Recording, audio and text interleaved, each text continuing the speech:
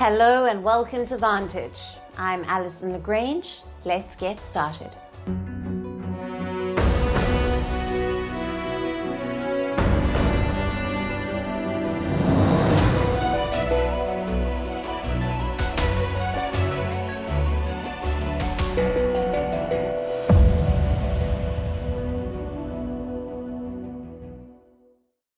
It's a busy time for the White House. It is gearing up to host multiple American allies, and among them is a strange guest, Pakistan. Hours from now, Donald Trump will be hosting Prime Minister Shehbaz Sharif, and accompanying him will be Army Chief Asim Munir. What will be on the agenda at the White House, and what does it mean for India? Also on the show, the US Treasury has sanctioned multiple Indian nationals. We'll tell you why. At the UNGA, a former terrorist is making a splash. How is Syria's President al-Shara adjusting to life as a politician? Meanwhile, Trump continues to obsess over the broken escalator at the UN headquarters. He still believes it's a conspiracy. In Europe, Denmark is battling a mysterious drone challenge. In France, the national debt is ballooning.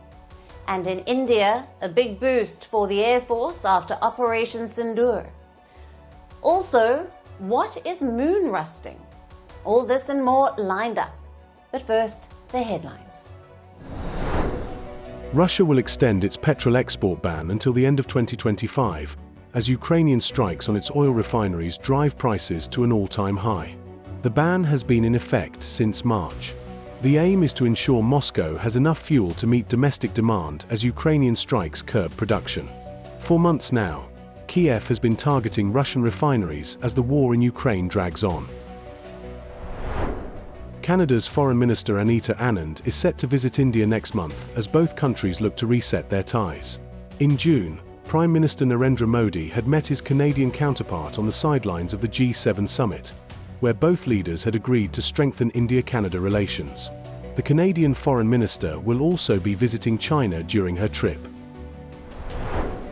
A Paris court sentences former French President Nicolas Sarkozy to 5 years in prison after finding him guilty of criminal conspiracy over accusations that the late Libyan dictator Muammar Gaddafi helped fund his victorious 2007 presidential run. Sarkozy slams the verdict, says he will sleep in prison with his head held high.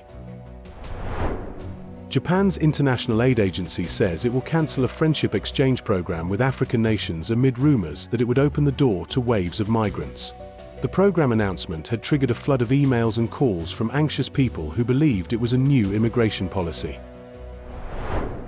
And the European Union rejects a call by Apple to scrap its landmark digital competition law, dismissing the US tech giant's claims that the rules put user security at risk. Apple and the EU have repeatedly locked horns over the bloc's Digital Markets Act. Brussels says the law makes the digital sector in the 27-nation bloc fairer and more open.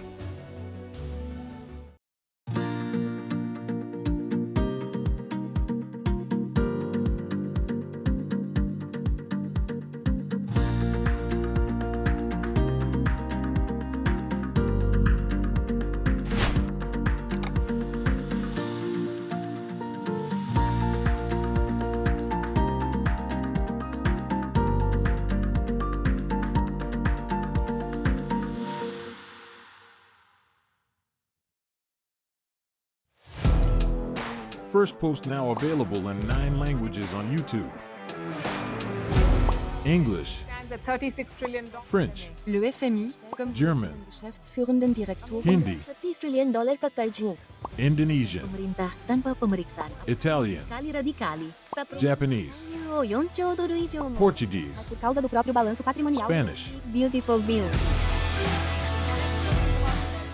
Go to Settings, click on Audio Track and select a language of your choice. Be the first to know what's happening around you in your first language. Firstpost.